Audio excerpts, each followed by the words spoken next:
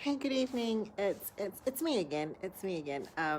I wanted to just share with you something that happened to me this week that I thought was worthy of sharing.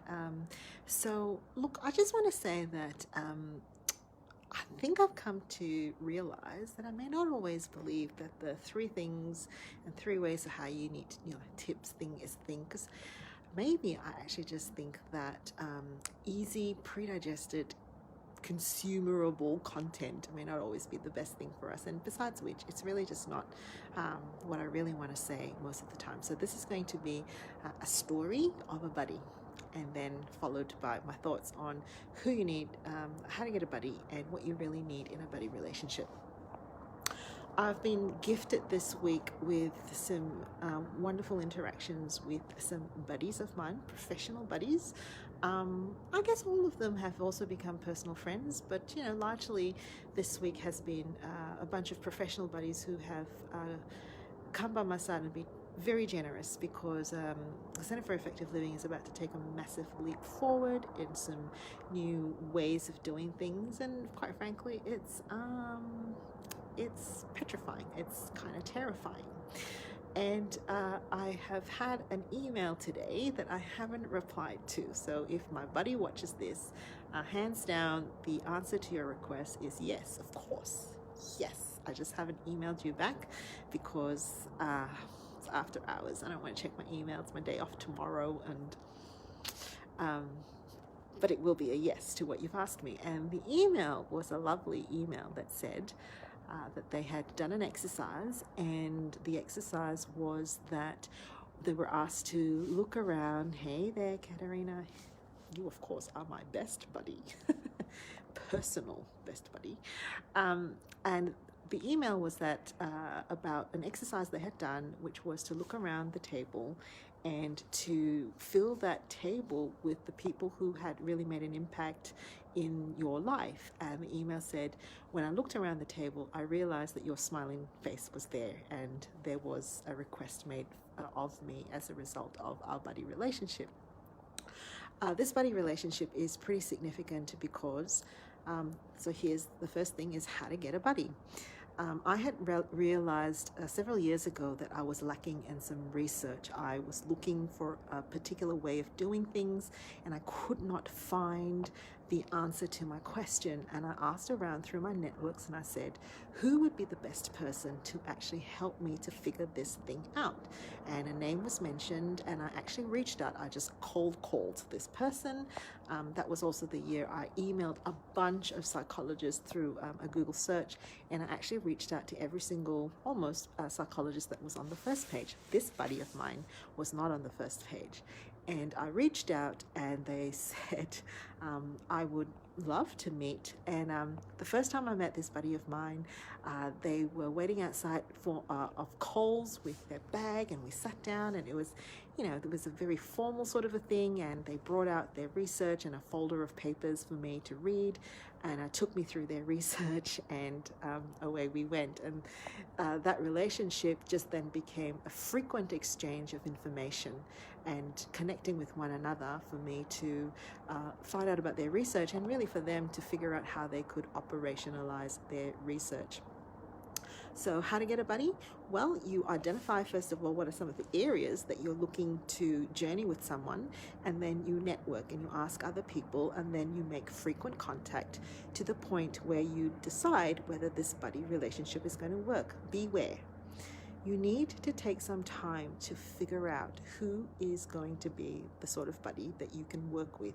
Not everybody is a good fit, which brings me to the next point. What do you actually need in a buddy? Number one, hands down, you need a buddy that's going to push you. You need a buddy that is going to push you. My good friend Buddy, who contacted me this week, pushes me in the most gentle way, but they do not let me get away with shortcuts. They do not let me get away with sloppy thinking. In the early stages of crafting some processes within my work, it took a process of almost 3 years before my buddy was happy to, I think, say, we've got it, Valerie, we've got it. and it was coffee shops in Victoria and coffee shops in Sydney, and back then we didn't really know about Zoom and Skype conversations, where we just calibrated, we exchanged reports, we exchanged the way we analyze the data, we exchanged the framework, and they pushed and they pushed. No, not good enough. Keep thinking. I don't agree with this. And we frequently probably don't agree with one another because we come from different disciplines. We're both psychologists, but we come from different disciplines in psychology. So you need a buddy who is going to push you, right? Because you actually don't want someone who is not going to tell you the truth, because then you will not grow and you will be cemented in your shortcomings and your shortcuts and your heuristics. So you need a buddy who's going to push. Number 2, you need to tell your buddy that you want them to push.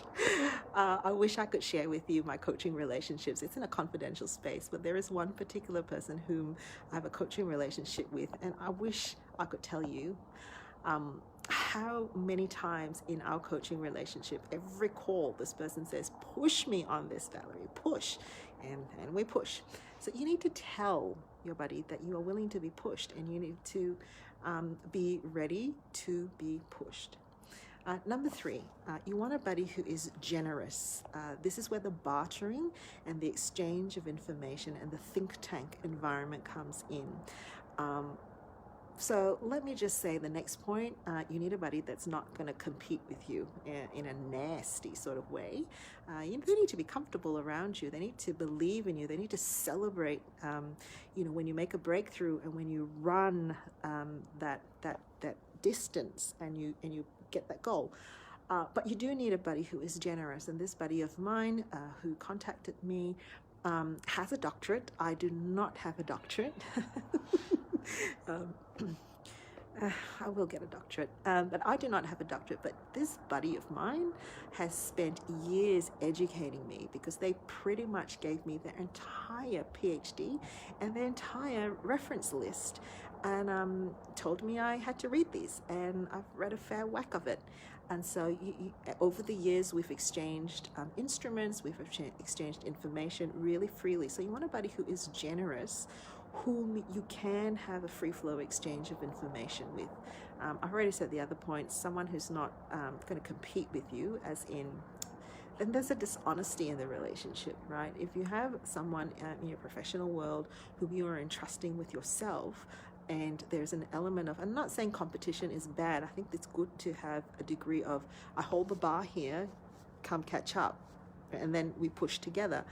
But someone who actually isn't honest in their relationship with you, and who's actually feeling either threatened or jealous or annoyed or resentful, that's probably not going to make a great buddy.